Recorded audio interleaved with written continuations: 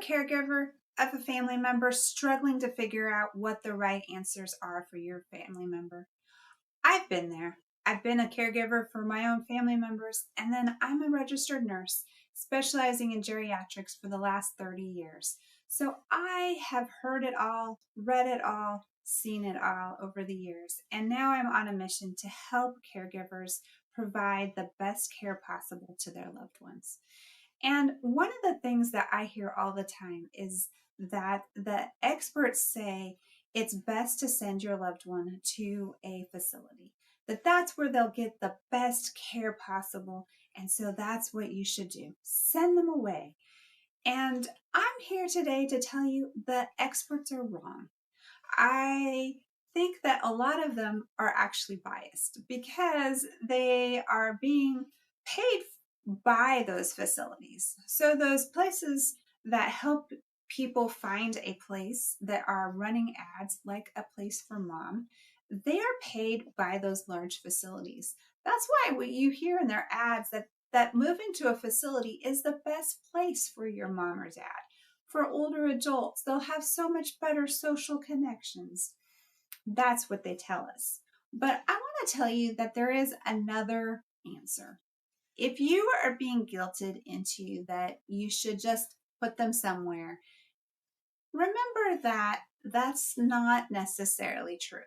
You can be a great caregiver for them in their home, in your home, or wherever it is that they're living. And people, as they age, don't tend to need as much of that social outpouring that we think that they do. Oftentimes, I will hear people say, well, I put mom in a facility because she just wasn't seeing enough people and doing enough things.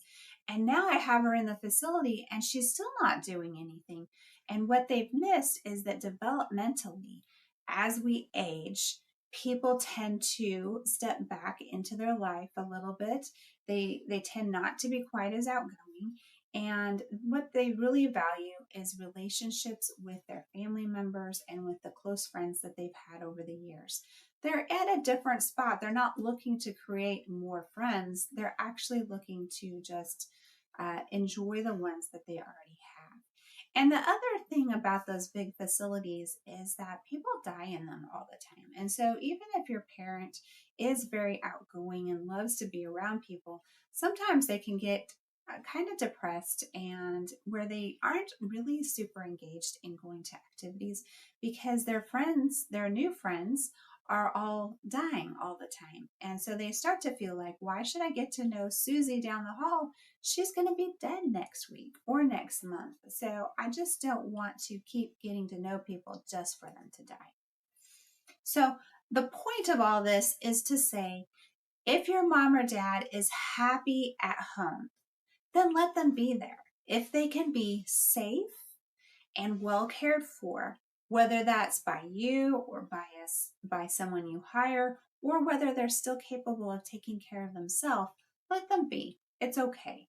And don't think that moving into a facility is going to take care of all of their issues and make them safer and better. People fall in facilities, people get sick in facilities. You know, you've taken people and you've put them all in a close environment that have compromised immune systems. And so when a pneumonia comes or a gastrointestinal problem comes, like the flu, like stomach upset, it sweeps through that whole facility. Just remember what happened during COVID. That's what happens on a regular basis in facilities. People aren't dying necessarily of it, but everyone in the facility gets everything that goes through. So I just want you to know that the experts aren't always right. And if you would like to have more information, check out my other videos. And I will look forward to seeing you there.